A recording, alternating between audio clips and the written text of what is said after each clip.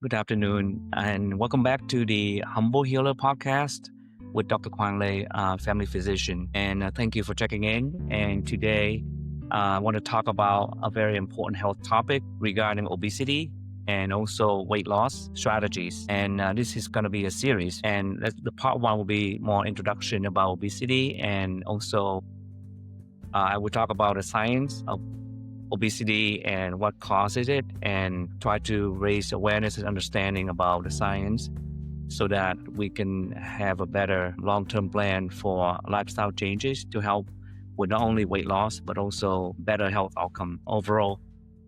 So obesity is very important and highly prevalent in the US and the Western world overall, affecting up to 40% of the adults in the US, with rates higher in some demographics like older adults and certain racial ethnic groups, and lower in those with more education. The obesity is also increasing, impacting more than 100 million adults and creating significant health and economic burdens. It's linked to over 40 other diseases, including type 2 diabetes, heart disease, stroke, and certain cancers. And the annual healthcare cost of obesity in the US is estimated to be nearly $173 billion. And that was in 2019. And the cost is primarily driven by the treatment of obesity-related conditions like diabetes and heart disease. And individuals with obesity also have higher individual medical expenses, costing about $1,861 more per year on average than those of normal weight. And that's just the finance on financial costs, but the mental health costs and also other life-related costs is also significant. Economic costs for children with obesity were estimated to be $1.3 billion 19 also. So drawing on the latest medical research, most fats are an essential part of a healthy diet, and that the real driver of obesity is refined sugar and carbohydrates. And it all comes down to one single hormone, which regulate so many different metabolic processes in our system, affect our sugar level, which is insulin. So that's the keys. That's the most important hormone in the process of the science of obesity. So let's start with learning about how what main factors, nature versus nurture, whether our genetics uh, play a more important role, or is it the nurture, what is the environmental processes affect the obesity or increased risk. So there is this important study that was published in New England Journal of Medicine from Denmark in 1986. And according to that study, it showed that there was no correlation between the weight of the minors in the children that were adopted by their parents. So they indicated that this from that study, it said that environmental factors had no bearing on whether the children became obese or not. When the researcher compared adopted kids to their biological parents, he found that there's a strong correlation between obese parents who are much more likely to become obese themselves, even if they grown up in a family in which everyone else was relatively thin. And according to this research, genetic factors account for approximately 70% of a person's likelihood to develop obesity. So in this particular study, they tried to correlate between the rate of obesity among adopted children and their adopted parents. And they found a stronger correlation between these children's obesity rate and their biological parents. The second important thing to talk about is calorie output, and it's just as important as calorie intake. And reducing your overall calorie intake isn't enough to help you lose weight. And the reasons for that is simple. The body weight isn't only determined by how many calories you're consuming, but it's also about how many you're burning. So calorie output is just as important in determining the amount of weight loss. And some people's body convert calories into fat, while others will simply develop bigger lean body mass or bigger bones and muscles, or other use add that energy to boost their concentration. So overall, your body reduces its overall energy expenditure when you eat less. There's a classic study conducted in 1919 at a Carnegie Institute in Washington, D.C., and participants were put on a strict diet consuming only between 1,400 to 2,100 calories a day, a reduction of around 30% compared to their usual diet. And the researcher were trying to determine what that the effect of this on the subject's bodies, and the result, the energy expenditure also fell by 30% from 3,000 to 1,960 calories per day. So the new diet from the researchers um, result did not result in any significant weight loss due to decreased amount of energy that their bodies were expending. And also, one noticeable observation was the participant constant complaint that they felt cold due to decrease in metabolic rate from decreased consumption of calories. So the bottom line is that calorie reduction may have a role in weight loss, but it's not as big of a role as we think. Other important factors affecting weight loss or weight gain is insulin level. And high insulin levels are the real cause of obesity. And the most effective way of piling on a pound isn't binge eating. It's actually, if you want to gain weight rapidly, all you have to do is inject yourself with a hormone, which your body already produces, insulin. There's a researcher named L.C. Kong that showed in 2013 study that 75% of all successful weight loss efforts can be directly attributed to reduced insulin levels. And Kong also showed that drugs would raise people's insulin level, result in weight gains, while drugs would have the opposite effect, cause weight loss. And other hormones are also very important weight management. The hormone ghrelin, GHERLIN, makes you feel hungry, and leptin, by contrast, tells you when you've had enough to eat. Another researcher, Dr. Robert Lustig, an endocrinologist and obesity expert based in California, suggested that in 2004 that insulin inhibits the normal functioning of leptin, causing weight gain. And so leptin level increases after a meal, and that tells your brain that you've had enough to eat.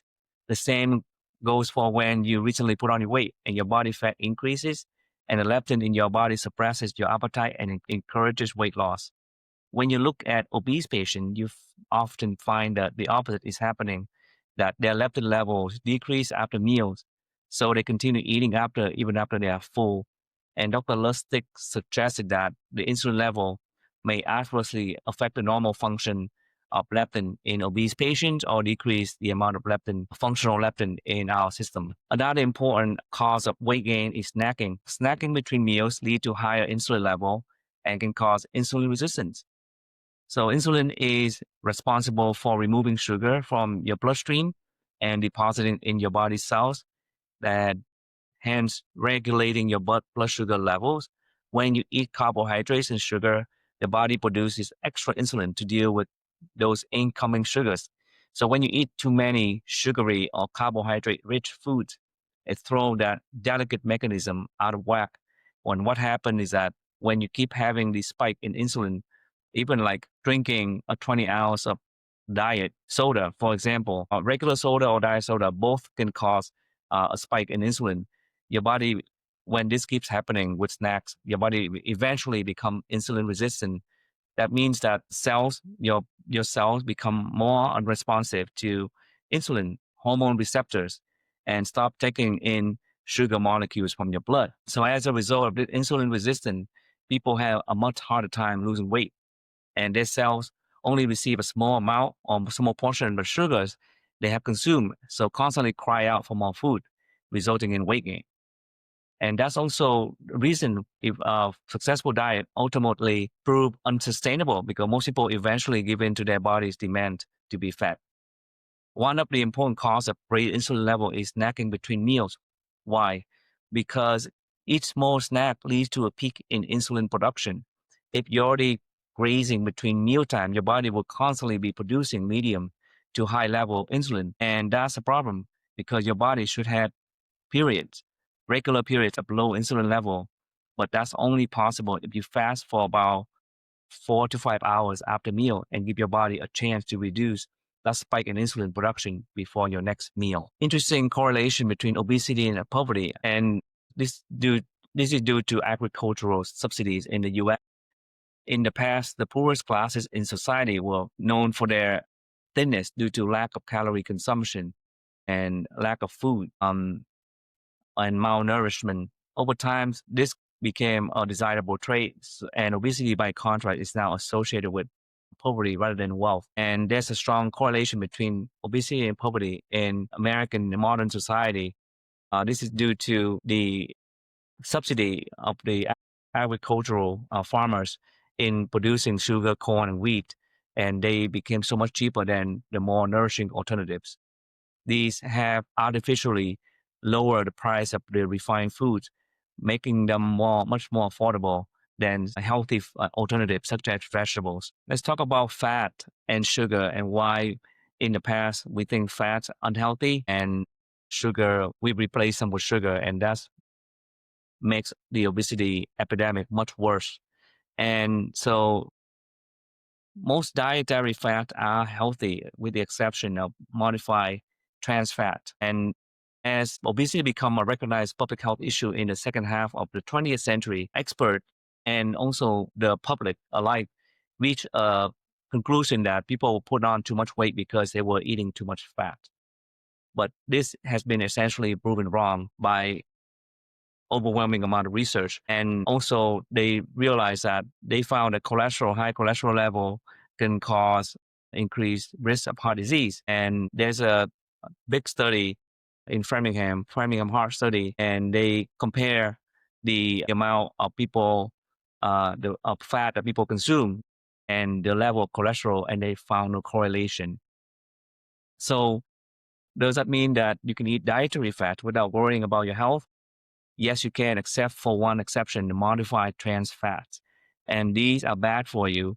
So the idea is to identify these trans fat in the commonly consumed food so we can avoid them. And the other fats essentially are healthy. So the modified fat or saturated fat reflects in the fact that their molecules are saturated with hydrogen, which prevents them from going bad, prevent them from going bad as quickly as the what we call polyunsaturated fat, which are the healthy alternative fat. While most vegetable oils are polyunsaturated by nature, most vegetable oil products like margarine are artificially saturated to extend their shelf life.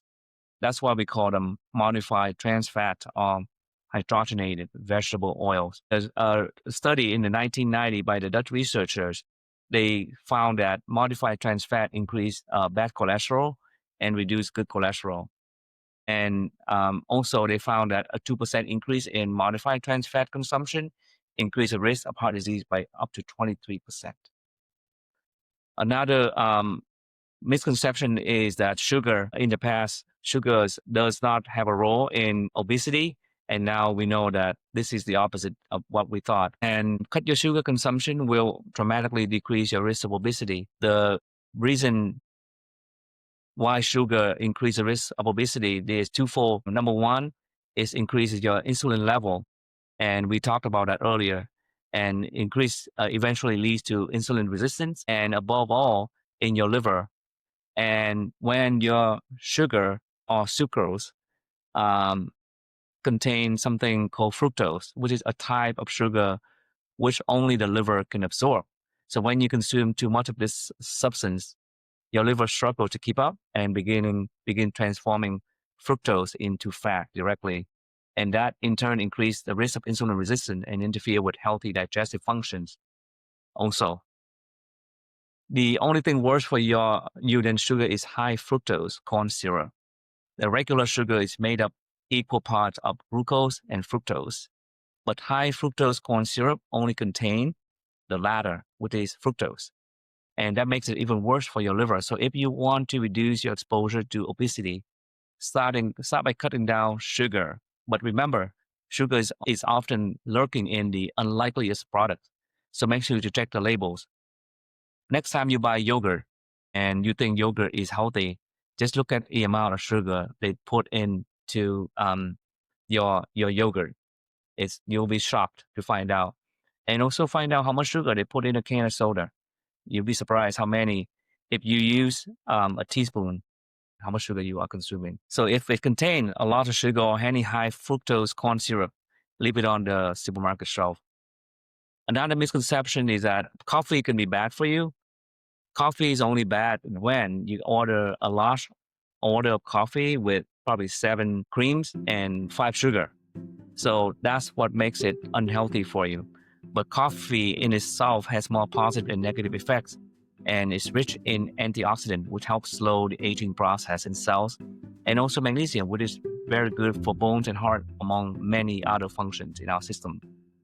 In the next few episodes, we'll talk about strategies to help you lose weight, and then also uh, medications that we use commonly to help you lose weight, and the ups and down or the pros and cons of using each medications to help you lose weight. So please leave comment and subscribe to the channel and hit the bell notification. And I hope you find this helpful, and continue to follow to the other parts of the this series. Thank you and have a good day.